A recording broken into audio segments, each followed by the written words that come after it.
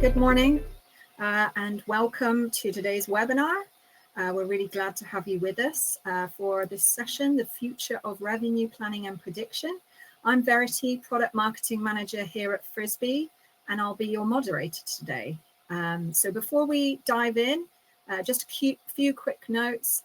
Today's session is being recorded and we'll share the replay afterwards in case you want to revisit or share with your team.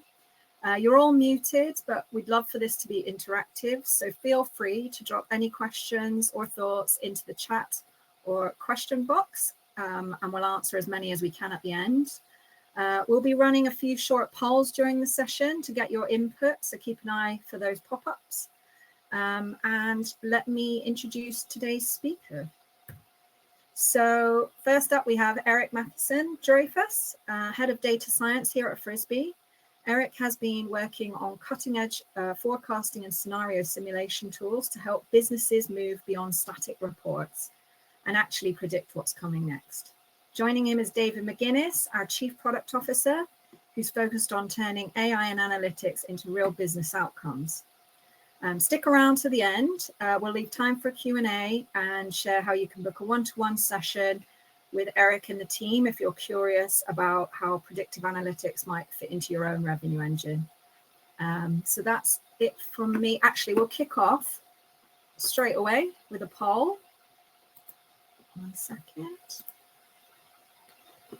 So first question, are you seeing that, guys? Which of these recurring revenue challenges do you most want to improve? So understanding what's driving churn, forecasting revenue or cash flow, optimizing pricing or discount strategies, predicting LTV, and upsell opportunities, or you're not sure yet?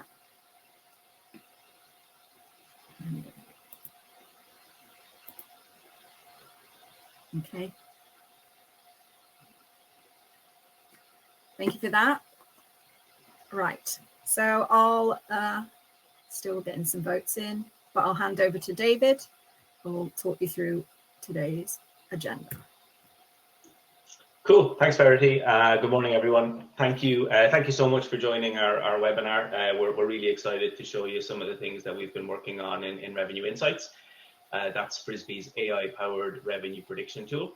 As Verity said, I'm Chief Product Officer here at Frisbee, and we've got something today which we think is going to really change how you guys approach revenue planning and forecasting. Like in my role, I've spent a lot of time talking to finance and revenue leaders, and a recurring theme is they don't like surprises, particularly where revenue is concerned, and trying to build in predictability beyond sort of spreadsheets and guesswork is a key thing that keeps cropping up, and that's why we're here today. So we recently acquired Infer, which was Eric's company. They were an AI revenue analytics company. Eric joined us as our head of data science as part of that deal. And I think what we've learned since in working with Eric and the team is that the gap between traditional forecasting and actually what's possible and how we can optimize that with predictive analytics is pretty eye-opening. So that's really the crux of what we want to share with you today. So things like, you know, how leading companies are modeling customer behavior using AI, using frameworks to simulate pricing and retention strategies. You know, it's no longer a case of increase your prices and cross your fingers that churn doesn't increase more than you expected. And also reducing churn and identifying pricing opportunities hidden in your data. So these are all of the kind of core use cases that Eric and the team are focused on, and that's what we're really going to talk to you about today. So over the next hour or so, we'll kind of dive in as to why maybe your current methods or some things we've seen in the past might be actually holding you back, but more importantly, how you can start to unlock some of these opportunities without having a PhD in data science or without even hiring a team of data scientists. That's really the gap that Frisbee is aiming to address. So Eric is going to do most of the heavy lifting today. So firstly, he's going to give an overview of AI and payments and subscriptions, you know, what's out there and you guys have probably seen or at least are vaguely familiar with most of them. He's going to talk us through our analyze, predict, optimize, measure framework. And he's going to tell you how to get started with AI, because in often cases, that's the major hurdle, and then it's almost paralysis by too many options, and people do struggle to know, how do I actually get started? How do I apply this in my role? And then Eric is going to talk specifically about what we're doing at Frisbee in this area, and include a quick product demo of our pricing lab, which I think you guys are really going to enjoy. And then lots of time at the end for Q&A. So feel free to drop questions in the chat, and then Verity will moderate towards the end. So enough from me. I'm going to hand you over to Eric, who is, as I said, our head of data science, and he's got some really cool stuff to share. Hey everyone, good morning. Yeah, so I'm Eric. I thought maybe I should give a quick little intro just to my background as well, so you know where I'm coming from. I've been in AI, machine learning, data science, whatever we called it, over the years for about 20 years. My background is in mathematics. That's where I did my doctorate and my research. But after that, I moved into in banking. I did about 10 years in investment banking on the trading side, modeling complex financial products. Then I moved into startups, did a AI HR startup in 2016. After that, led AI machine learning in a couple of scale-ups, started another company 3 years ago called Infer. We did sort of machine learning infrastructure kind of stuff, which was acquired, as David said, by Frisbee a few months back. And now I'm head of data science at Frisbee. So my background is very technical, I would say. But I'm going to try not to be that today. I think I'm more than happy to talk about technical details, Q&A if you have anything. But I think today I'm going to try and talk a little bit more about sort of practical, pragmatic, maybe slightly higher level about how you can operationalize, how you can integrate AI into the revenue side of your business. So try to give advice from what I've seen over the last 20 years of what works and what doesn't work. So that's where I'm coming from. That's my background, and that's what I'm going to try to cover today. Key concepts that I'll try to cover. So these, like, if nothing else, what I would love for you to take away from today, and an idea of the core types of AI and their common use cases in what we call recurrent revenue management, right? So in businesses that have recurrent revenue as an income, B2B, B2C, whatever, how to apply this framework, how to use this framework that David mentioned as a way to think about where AI can fit into your business processes.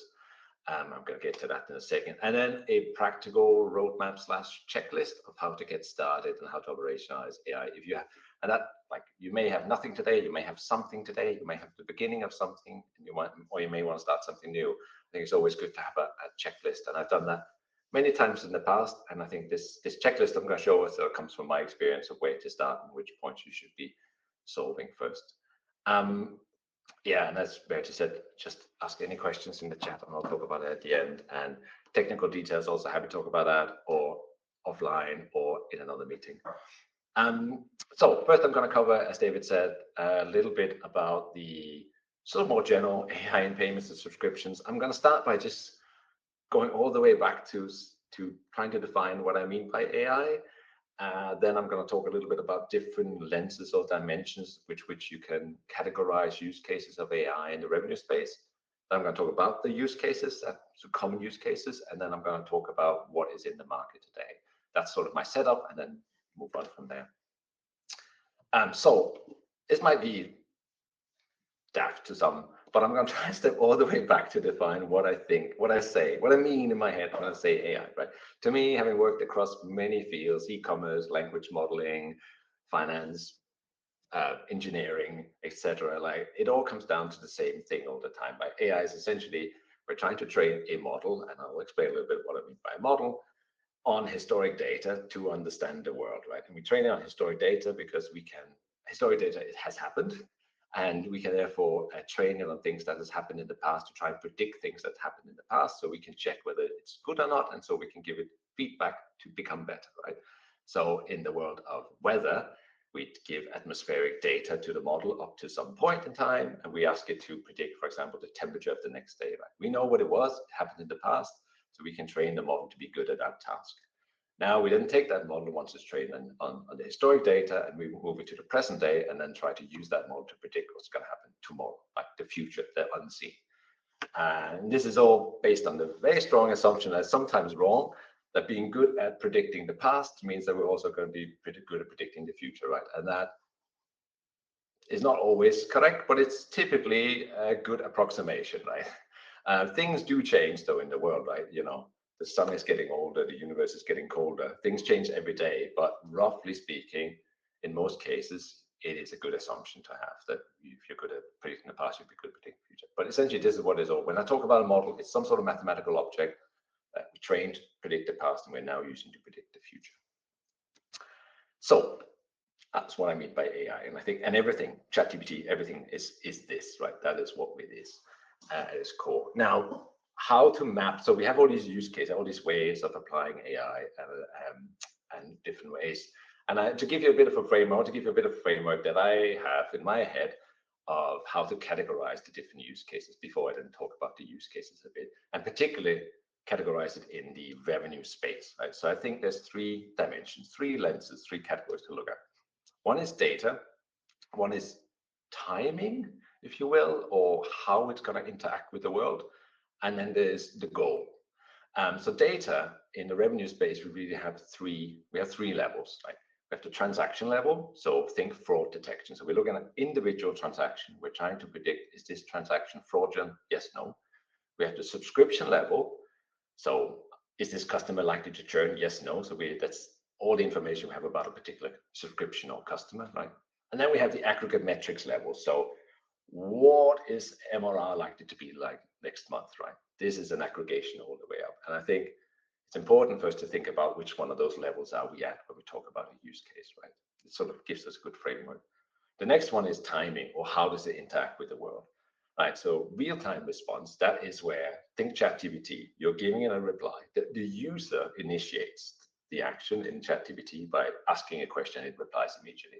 Fraud detection is the same. Like the user comes onto a website, execute a transaction. At that point in time, you need to reply immediately. Is this transaction approved or not approved, right? So that we have a fraud detection check. It needs to be real time. It isn't the fraud detection method or model is not taking initiative. It is just responding to someone taking initiative. That is very different from, let's say, we do churn analysis, where we're trying to understand which customers are likely to churn in the next month. We are taking the action. We can do that. Probably not in real time, maybe on a daily basis, maybe on a weekly basis. We can do it Sunday night. It doesn't matter, right? So it's a very different cadence. And this might seem like a detail, but it really matters as to how we model things, what we can model, how we set up the data infrastructure, how we set up the entire infrastructure of the modeling side. So there's a lot of considerations that comes with that. And I think it's also a nice way of categorizing a lot of the use cases. Real time, almost always very difficult. Well, not difficult, much more difficult. The easiest place to start is non-real time. And then finally, the goal. Like, what are you trying to achieve here? Are you trying to predict future outcomes? Or are you trying to understand what has happened? Are you trying to predict something unknown, like is this fraudulent or not fraudulent? Is this customer likely to churn the next month or not? Or are you trying to understand the pattern, like what are the leading indicators of churn? Like that is understanding a pattern that's happened. Sort of insights against prediction, really. So I think those are 3 very nice ways of viewing the world. So now let me just map out some of the cases we're seeing in revenue management, subscriptions, and payments. Mapped against these dimensions. So I put light blue to be transaction level data, green to be subscription level, and dark blue to be metrics level. So in the top sort of real-time prediction part, we see all of these payment use cases: fraud detection, smart routing, smart retries, dynamic checkouts, dynamic cancellations as well. This happened more subscription level. So anything where the user is initiating something, we're responding immediately. Then in the other top right, so this is predictions, but more insights, not real time. We see things like churn prediction, LTV forecasting, right? So this is, we're trying to predict something unseen, which customers likely to churn, what is the predicted LTV of customers next month, et cetera, et cetera. But but we're not doing it in real time. And then down in the bottom right, we have the sort of more insights questions, metric analysis. So churn rose in France last month by 2%. Why? Like, what were the drivers of that? What are the leading indicators of churn we should be looking at? Are they changing over time, et cetera, et cetera? Customer segmentation is another classic insight analysis we do, or price optimization. If we change the price, move the price by 5% on this particular plan, how would that affect our top line metrics? Like, we're trying to optimize pricing. Again, it's an insight exercise. It's not necessarily a prediction as much as an insight we're trying to get out of it. And it's not happening in real time. It's happening whenever we want to. So some of that, you might think of a lot of other use cases. I think this covers a lot of them currently that we can think of in the revenue space. What are we seeing in the market then? Well, my TLDR would be payments, as you can imagine, transaction level stuff is well mature, is quite mature. And you'll find AI is almost at its core. Like MasterCard and the likes have been at it for a long time. They know what they're doing. But today you can also get it off the shelf with things like checkout.com, etc. Right? And the whole process there is really, you have AI at its core the whole way, right? So you think about dynamic checkout, like which payment methods are we going to show a customer, a potential customer, to make it more likely that they complete the purchase, right? That is dynamic, that happens at real time, that's all AI. Then they submit. Now, fraud detection. Now, after that, how are we going to route that payment smart way so it's cheap, it's more likely to be accepted through the routing. If it doesn't get accepted, how do we retry it in a smart way again so it's more likely to be accepted and so it's cheaper to execute? And then, you know, all the way through the whole journey from beginning of a transaction, from the beginning of a customer initiating a transaction to it completing. It's all, every little step of it, you have AI along the way today, and quite mature. So I'd say like AI is almost at the core of payments today. That is very different, I think, from what we're seeing in billing and subscription. I think the billing and subscription side, to sort of the level up, it's much more, much earlier, much less mature. I think most of what is there is sort of add-ons to existing platforms, like, so, you know, you'll get chatbots, like you add a chatbot to chat to your existing data. That is not really changing the core product. It's not building a core product around AI. It is sort of putting a feature on the side, right?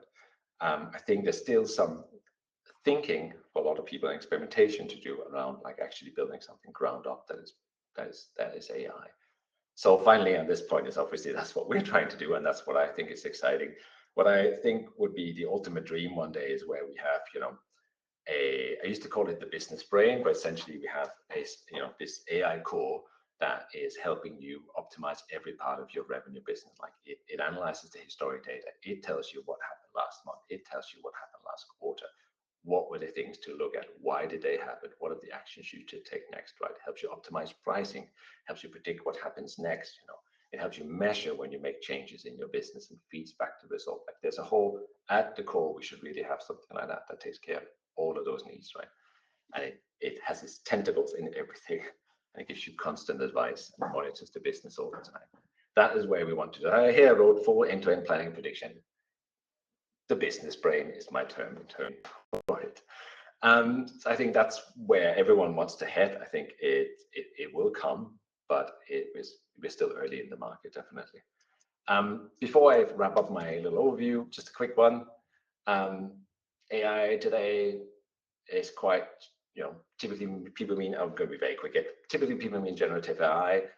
I would say generative AI LLMs are very good, you know, for generating videos, text, etc. But they are trained on generative task, and that's very different from predictive analytics, which is really what I'll talk about today, which is all about forecasting, decision making, you know, churn analysis, LTV, revenue predictions, which you can't really do with predictive. If you ask ChatGPT today to do, you know, churn analysis of this spreadsheet, it will go and build a predictive analytics model for you, right? So eventually it always comes down to predictive analytics model. The task LLMs are trained on cannot in itself do this, right? So I'm going to talk about predictive analytics. That's really what I'm covering. Just want to get that out of the way. So let's go to this practical framework that David mentioned as well. So we have this way of thinking, and this is another dimension, I say another framework of thinking about AI, but this is more about thinking about AI in how you can operationalize in the vision. How can you map AI use cases onto how your business actually works, right? So you may have customer journeys where your customers sign off, they have a recurrent, since we're talking mostly about subscriptions, you know, they have a recurrent cadence in which they're there. There could be like, let's say they have a 12-month subscription. So they sign up, you have the funnel bringing them in, they sign up, they stay with you for 12 months, then they renew. Anyway, there's this flow in your business, right? And how do you map AI use cases onto that to optimize the whole thing? And I'm going to talk a little bit more about that on the next slide, but I'm going to start, or 2 slides from now. But I'm going to start here just to explain this framework that we use to think about that. So we talk about analyze, predict, optimize, measure.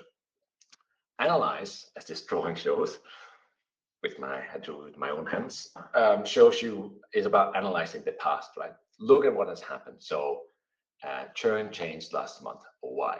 Now you want to understand the past. You want to understand what's happening. Do analysis there, right? So you're analyzing the past to try and get some ideas about what's going on in your business and why. You can then predict into the future. So let's say we're looking at a churn rate here. So we've analyzed the historic churn rate up to today.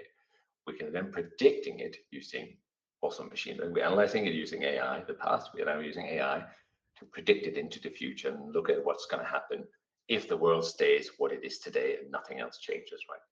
We can then optimize that. That means we make hypothetical changes to the world today. We change our pricing, change something else in the model, and we then look at how the different scenarios would play out, right? And making different predictions based on changes we are making to the world today. Hypothetically, right? It's all modeling at this point. We then make a change based on that optimization. We say, okay, actually, it looks like if we were to give a 5% discount, that would help us with this churn problem. We make that change and we measure the impact of that change. So that's the measure, right? So we made the change, now we're measuring. So we're using, again, AI to analyze what is the effect of that change. Typically, the best way to always do that is A/B testing, but you might not be able to do that. There's other ways you can do it. But typically, you do an A/B test. So you say, okay, half of the customers coming into my website, or some percent of my customers coming into my website is going to see this reduced plan. Or half of the existing customers are going to get this new discount offered to them. So you give a cohort of customers this, you apply the thing to a cohort of customers, the other cohort of customers stay the same, they're the control group. You run this experiment for a bit of time and you see what's happened. And then you make a decision whether to stay with the new thing and move everyone to it, or, or that was not a good idea. It didn't quite play out the way we predicted. And then you repeat this loop, right? Now you analyze the past again, you predict what's going to happen, you optimize, and so on and so on and so on. I think it's a nice way of mapping sort of the different cases of AI onto what you're doing in your business. Little example. So let's imagine here's a customer story I wrote of. So let's the analyze part is like we see MRR dipping last month, right? It dips in a certain region. We think that's weird. Now analysis shows that this seemed to be due to customers having been with us for more than 6 months on a particular plan. Churn has increased there, and the model is telling us that it is most likely the typical driver of that, or it seems like the driver of that, is something to do with price sensitivity, right? So that's the analysis we've done in the past. That gives us the idea that perhaps pricing is what we should be tweaking to reduce this churn problem. But now let's look and see if this is just a transient thing, or it's going to go into the future. So we run our prediction. Our prediction shows us that the forecast that the churn problem will continue. In fact, maybe it will increase over time. It looks like there's a whole cohort moving through the system that is increasing in churn slowly over time, and they'll continue. So that would mean that our MRR is going to continue going down, and we have this cohort of customers where the LTV will drop significantly. Now we run our optimization on that. So we try different scenarios. We think it's something to do with pricing, so let's do a few scenarios. And we realize that we see that if we were to give this group of customers, this particular group of customers, a loyalty discount, so let's say everyone who's on the mid-tier plan for more than 6 months, we're going to give them 10% discount. Now, if we did that, then the simulation shows us that the forecast that the churn would drop by about 15%, and that would actually mean our MRR would be going up. So we're giving them a small discount. Because churn drops even more, we're going to get an MRR increase, and we'll help our churn problem. Now we put that into effect. So actually we run this experiment on a group of customers, and we see that there is an effect, and the effect is the positive one we want. The model matched reality. It doesn't always, but it did in this case, right? And then we stick with that, we implement that as our new policy, and then we move on, right? So this is sort of the typical way you would go about it. Find a problem, then you do the analyze, you do the prediction, you do the optimize, you do the measure, and then you repeat across your business, right? Now, that is just sort of one little use case I talked about. What I think everyone should really be aiming towards is having this as a whole loop across mapping this into their customer journey and looking at how you can optimize every part of the customer journey in this way. So this maps back to things I've done many times in the past, and I think is a powerful tool. Like if you think about having 12 months contracts, it could be anything. For example, 12 months contract is nice because it's a long time, and it really emphasizes my point. It's really difficult to know with, for example, 12-month contract, and if you're trying to optimize retention, for example, what things you can do today that would change retention after 12 months. Because if you do something today, you have to wait 12 months to see the effect, right? That's a very long time. Let's think about the customer success team doing onboarding in a B2B business, or the product team doing features in your B2C business, right? They may have a theory, hypothesis of what will change, what will help retention, but they won't know. They'll implement the onboarding changes to customers today, and then they'll wait 12 months and they'll see what the effect is. Because in most cases, when a customer really, what it all comes down to, the early days of any long-term contract is the most important. You can tell in many cases, when you do the analysis, you'll find that, the first few months of a contract is really where the key drivers of churn or not churn is, right? It's all about early engagement. It is like on all platforms. So, but the way you can do this is you can run this loop I talked about before, backwards basically, to build up milestones along customer journey that's backed by predictive analytics, and it tells you that at every point in time what the customer should be hitting. I'm going to illustrate this a bit more. Let's say the goal is to optimize retention in 12 months. Now look at what you know about a customer at 6 months, and do your analyze, predict, optimize, measure loop to try and optimize retention at 12 months, knowing only what you know about the customer 6 months, right? What you want to understand is you want to essentially find the key things, the key behaviors, the leading indicators at 6 months that leads to renewal at 12 months. Now you roll that back to 3 months. Find the leading indicators at 3 months that drives those leading indicators at 6 months, which are leading indicators of retention. And then so on and so on, you go back. What you end up with is a set of KPIs at 1 month or 2 weeks, or however far you want to roll back.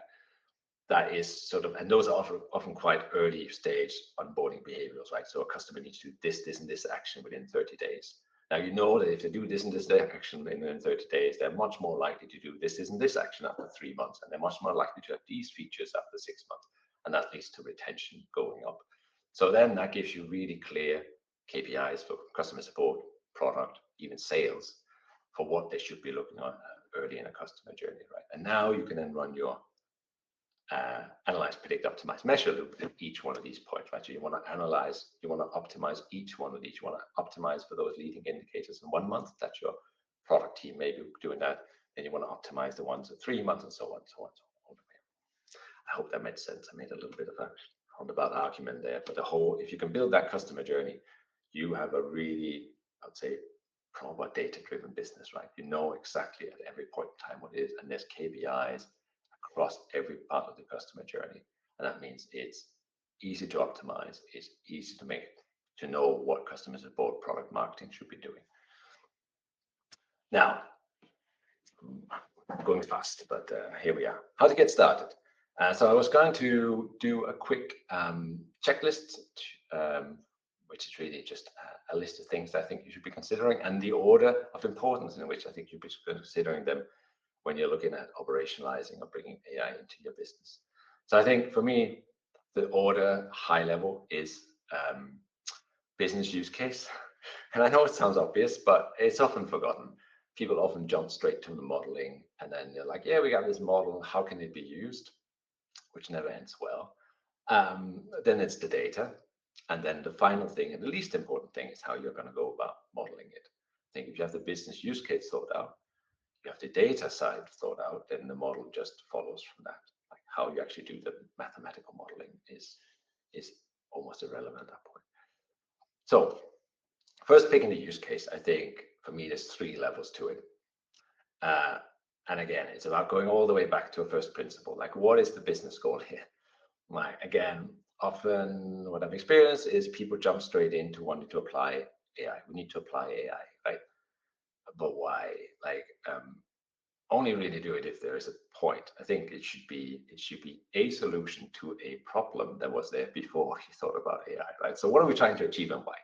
we want to reduce churn, we want to increase conversion. But like, what is the thing? You want to have more engagement on our platform. What is the thing that you're trying to optimize, right? Maybe AI solution that can help you figure out how to optimize that. It may not be, right? But let's say you pick something, you think there's a way that AI can help you with this, like you want to reduce churn. That's a problem. That's a problem for everyone, but particularly maybe it is for you.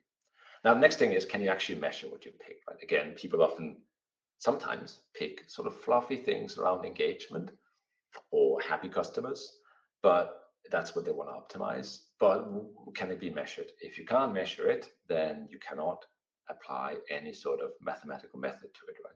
So you need to find something you can measure. You then know if it's a success, whatever you do, but also two, you can actually train a model to help you with it, right? So can you measure it? You can measure churn.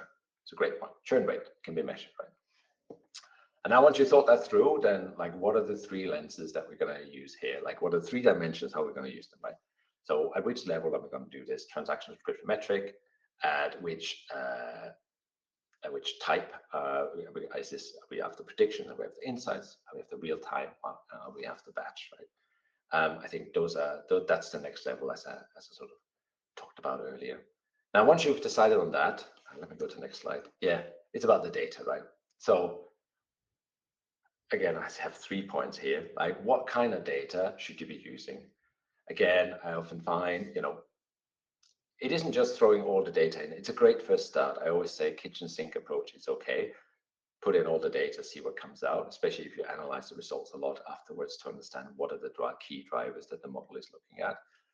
But it really matters, depending on what you want to get out of a model, what data you put in. If you want something actionable, if you want to change something in your business and optimize something in your business, then the inputs to the model should be actionable, right? If what you're putting in is not actionable, if you can't pre-select for customers for some certain features, and you want your model to help you optimize churn, then don't have that as an input, because you can't action it anyway. If the model tells you you're doing this optimization step, and the model tells you that you should just be not having these people as customers, this particular cohort, and you can't select for that, well then don't do that. That shouldn't be an input to the model, right? Only give it things that you actually want to be able to use actionable afterwards, right? Again, internal, external data, another thing to think about. Is there enough data? It's always the problem, and it's difficult to say. People always ask me, how much data should I have? I always say, give it a go and then see, but at least think a bit about, do we have enough incidences of the thing? So, if you're trying to predict churn, do you have enough churn to, are there enough examples of it? And does it happen, at a regular cadence that we can actually build models on it? Again, if you have a business model where every few months someone churns, or few churns every month, right? You said on the B2B side, probably, and there isn't much you can do really. It doesn't really play to that. And also, if you're trying to look at history, you have enough historic data if you want to really understand trends over time. And then, is it accessible? Like, is it technically available, and can you join it together? Again, if you have many systems, are there a way to easily bring them together, bring the data together and join it up, et cetera, et cetera. So those are things I would think about in your sitting place. Imagine you have a little workshop, you're trying to figure out what to do. And then finally, I would think about the modeling, and I split it here into 3 types of models, just to sort of illustrate how I think about it. So I think about point solution, foundation models, simulation models. So, and again, especially for the revenue space, point solutions is really where you're building one model per goal. You're building a model to predict churn on a customer level basis, right? As a model, it can only do that. It can't do anything else, right? This is often the easiest way to get going. These models are relatively simple to build. They don't require too much. They can, the data might be readily available or sort of easy to get to. However, they don't extend to other use cases, right? So if you want more use cases, you just build more models, which means often in the long term, high maintenance. If you look at some bigger companies, you'll find tens, if not hundreds, of individual little models sitting around. They all have to be running, they all have to be maintained. So that's a lot of overhead there, but it's the easiest way of getting started if you just have a few use cases. However, they have limitations, like I'll talk about them in a sec. Then you have the foundational models. this is where you train one model, but it can do multiple things. So think about LLM. So if you talk about the text space, it's been around for a while. In the old days, we would have text tasks that we train individual models on, like here's a sentence, is the sentiment of this sentence positive or negative? Here's a sentence, can you extract a verb from this sentence? Here's a sentence, can you extract a place, like a city name from this sentence? We would train individual models for each one. And the breakthrough on the tech side was where people realized they could train very large models to just predict next word. But we have these foundational models like GPT, etc., and they are able to solve all tasks. They're trained on the general task of understanding language, not on the specific task of understanding sentiment of language. And they can then actually solve all of these tasks. You can ask it for sentiment, you can ask it for, anything really to do. And so this is a different approach. However, these require a lot of data. They are flexible, scalable, a lot of data, and they're quite technically difficult to build. And then finally, we have simulations. So simulation is where you impose a lot more structure. You put a lot more, you don't let the model just learn from data. You let it learn from data, but it already has a certain structure. You've given it a lot of business knowledge around this is how my business works.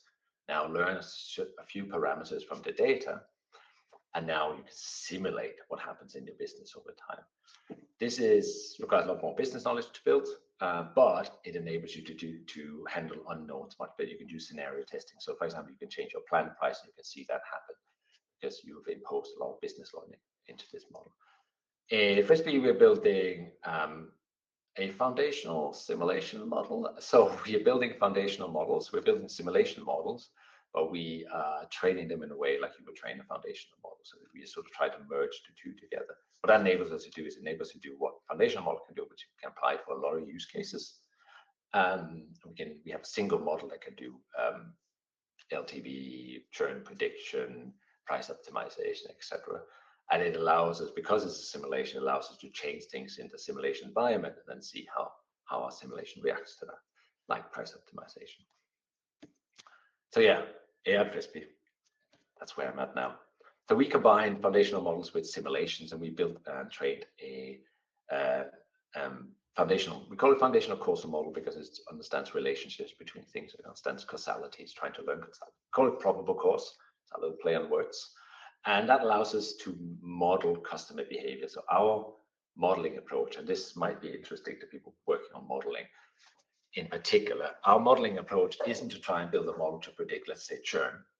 We instead build a model to simulate the entire customer base of a customer, right? So each individual customer and new potential customers, we simulate over time, right? So we're taking the entire customer base of a merchant and all other parameters, all other sort of things of that business, and we move it through time through a simulation.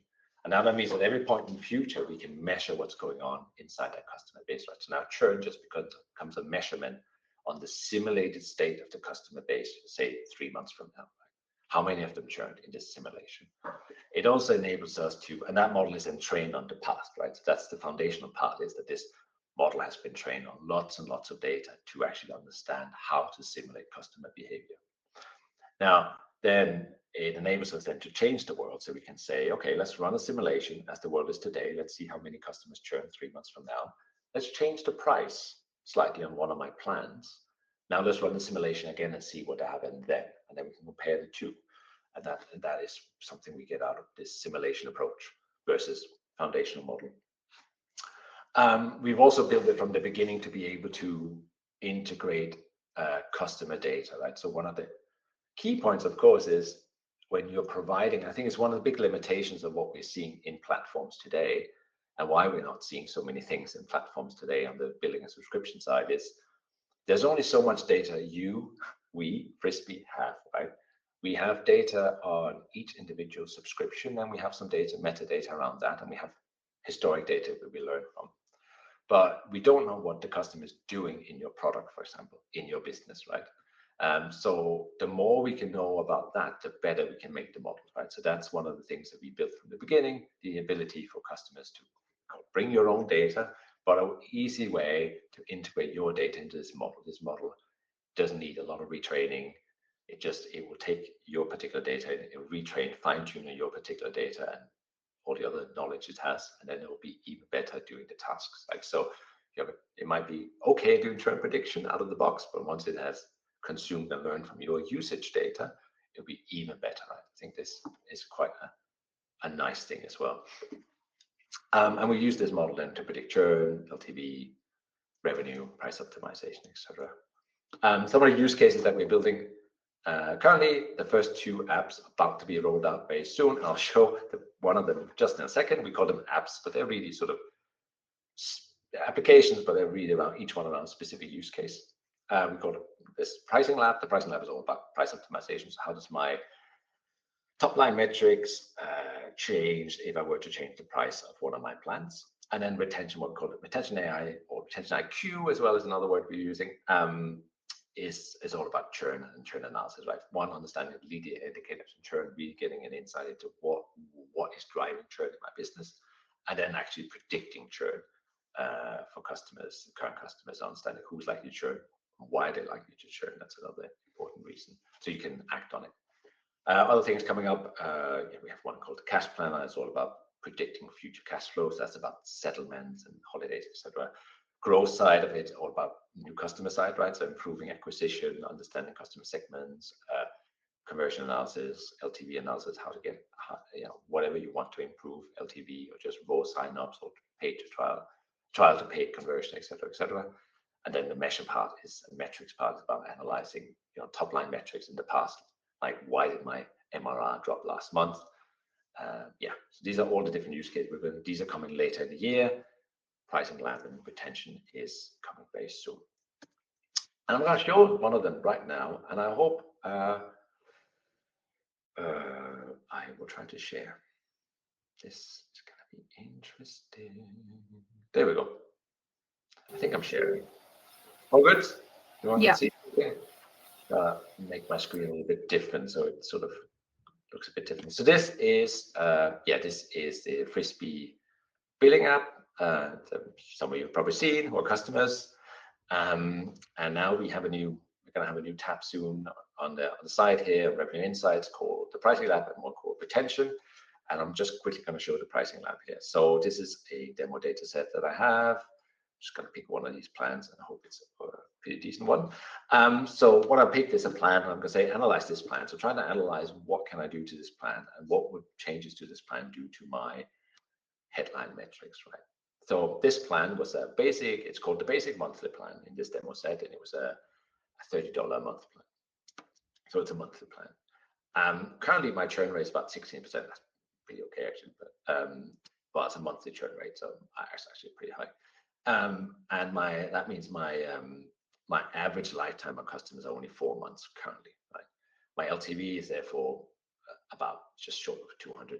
That is not 4 times 30. That's because there's a distribution, so LTV is a little bit differently skewed. And my current revenue forecast is about 300K out from 3 months. So 12 months from now, I'm expecting to make about 300K MRR on this, with revenue growth about 13%. So this is the current state of the world. That's basically the predict I talked about before. Now, I have 2 scenarios I ran. One is plus or minus 10%. Right? So what would happen if I increase my price by 10%? And down below, I'll go into some of the details. Well, the simulation shows that my churn rate got by 7.5%. And my expected lifetime each customer going down by about a month because the churn rate is increasing. Right? That would actually affect, even though I'm increasing my price by 10%, that would mean that my LTV is going to be driven down here, which is not great. Now, I similarly have my 10% LTV, minus 10% minus 10% price adjustment. That would drive down my churn by about 5%. It would increase my lifetime expectancy of customers by 2 months, and it'll drive up my LTV slightly. So let's look into the details. We go into details below. So now how we are trying to present this in product is we highlight each one of these sections. We have like a top line metrics thing where we show same for churn, where we show all the breakdowns of how you can look at churn, not necessarily across scenarios in that case, but across different segments. And then you get the details below where you can dig in a bit more. So here we're looking at the churn rate and how it's affected by, currently we have a pretty good churn rate. See, we say here high price, low churn. That's a great box to be in. And it turns out that if we increase price, we're gonna have a bit nice one there. So currently we're here, and then we can see how we move up and down as we are at 12-month point as we're increasing prices. We have the survival curves here. That shows you more details. Again, this is demo data set, so it's not super great. It's a bit randomly generated, but it shows you basically how the lifetime actually distributes across time. So it's number of months down here on the x-axis, and you can see current price.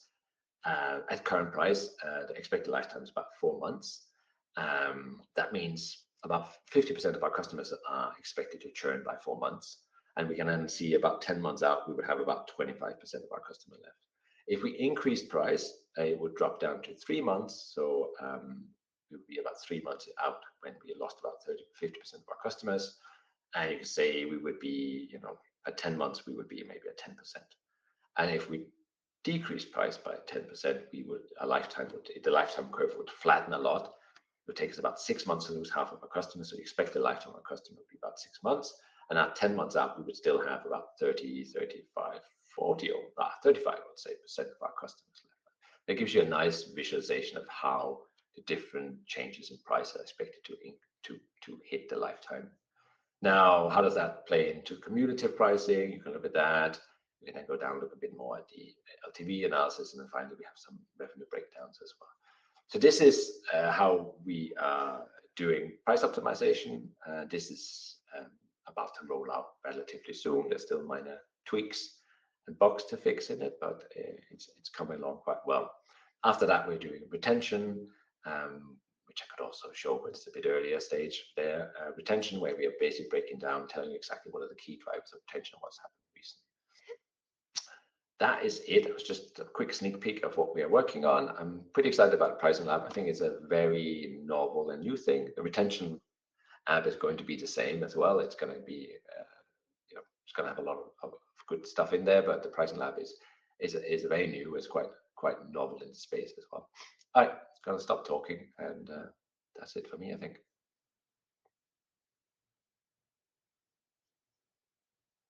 Any questions, Verity? Hi guys, sorry, just coming off mute.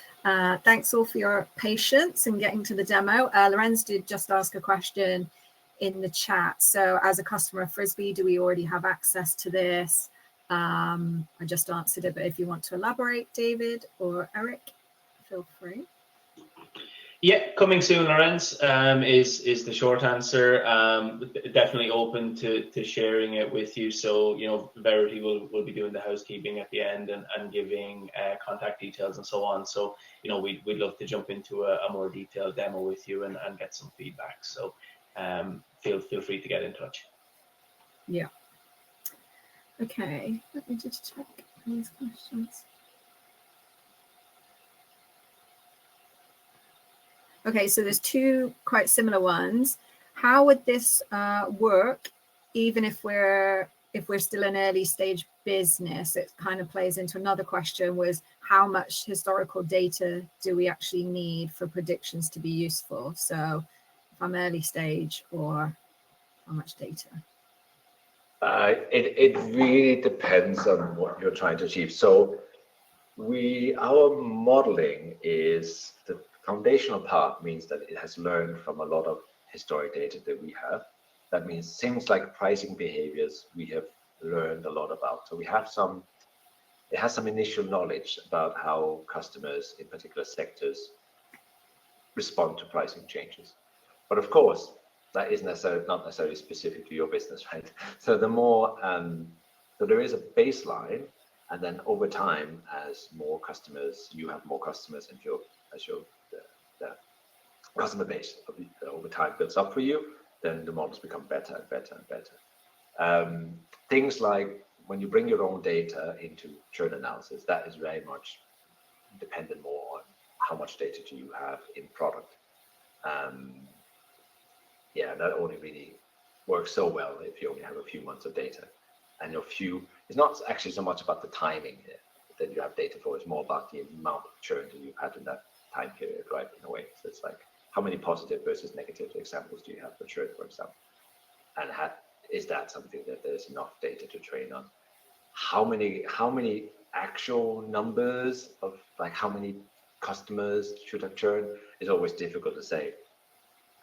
I always say it needs to be in the hundreds, and then I'm sort of like wishy-washy. These are the lowest numbers I've seen us do decent analysis on, where you would say, okay, I have hundreds of churn events. Okay, we can do in a relatively sort of compressed amount of time, like 6 months or something, that we can probably do something on. If it's less than that, then it's difficult to get anything to work. And if it's more than that, then great. The more the better. Okay, thank you. If we're using spreadsheets now, what's the first win we'd see with Frisbee? If we're using spreadsheets now, what's the first win we'll see with Frisbee? Spreadsheet's gone. Yeah, spreadsheet's gone. If you're doing this kind of analysis spreadsheets, yes, you can. You'll be able to move that into a different setup. Of course, then you can always export data back into spreadsheets. I have no particular hate for spreadsheets, to be honest. They're beautiful. You can do everything in them, but they're not necessarily a way to run something at scale. I think it's more about the amount of data you can put in a spreadsheet. When it quickly becomes messy, etc., you can do a lot better there. Price optimization and things like that. Yes, I would move out and put in a centralized place. How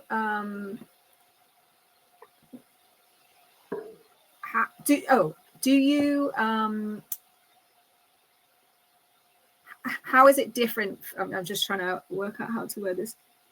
How do I know if the forecast is accurate? And how do we take action? How do we know? How do we have confidence? Yeah, so if we look at our churn predictor, for example, same for our pricing predictor, a model comes with certain metrics around quality always. And so we have indications of how well the model has trained on your data, and we show those. And then when we're doing individual predictions like in churn, we indicate how confident in each prediction the model is. So this customer, we say this customer is likely to churn in the next month, and then we indicate, do we have high confidence or do we have like mid-low confidence in that? And you can say, I only care about the ones I have high confidence in, like don't give me the other ones. And then we follow up with explanations. I think when you're doing that kind of low-level prediction, you always need explanations. One, it gives, for people building models, it gives the other side, the consumer of the models, confidence. Like when you say, this customer is likely to churn in the next month, I'm very confident of that, and I believe that it's because X, Y, Z. And then that gives confidence, but also because you can go and check that, and you can sort of sanity check that. So yeah, that makes sense. That's probably something that drives churn. But the other thing is you can then action that. You can then say, okay, this customer is likely to churn because these actions they've done or these actions they've not done. That is what the model has picked as the features, i.e. the input that it's relying heavily on to make this prediction. And then you can use that to do something on your business side, right? So two sides there, that's really how you make it actionable and also how you get confident in what it's doing. Okay. We're just coming up to time. I know a few people have left, so I think we'll wrap it up. But if you've heard anything today, as we said, we are launching the Pricing Lab soon, and we'd really encourage any customers or prospects that have joined today who want to understand more about their data sets, some use cases, how this could work in your current setup today. You can set up a one-to-one meeting with Eric and the team. So reach out to either your account manager or contact us through the website. And yeah, we'll be happy to set something up over the next few months and hopefully start seeing some forecasting and predictions coming through for you guys. Anything to add, David, before we close? No, just really to sum up, thank you everyone again for joining. Hope you found it useful. If I could summarize, I know there was a huge amount of good content there, but if I could summarize the kind of 3 key takeaways for me is that tooling like this is already here, right? And if I could be so bold as to say, it's not a question of if, it's when you're going to be using this in your day-to-day jobs. Now is the chance to be an early adopter or risk playing catch up later. So we would urge people to kind of grasp the nettle on this one and really embrace it. Secondly, it's not about replacing you or your expertise or your experience. It's really about supporting your strategic knowledge with these data insights. And the most successful companies and finance and revenue leaders that we work with are combining both of these elements to answer those tough questions like, what if we raised our prices by 5%? What's likely to happen? And thirdly, you don't need to turn your business on its head or completely overhaul everything you're doing, or you don't even need to go and hire a team of data scientists. Pick a use case, pick a tool like ours, and just get started and see where that takes you. The barrier to entry is as low as it's ever been, so we would just urge everyone to give it a try. Yeah. And that's everything from me. So thank you, everyone. Appreciate your time. Thanks, team. Bye bye.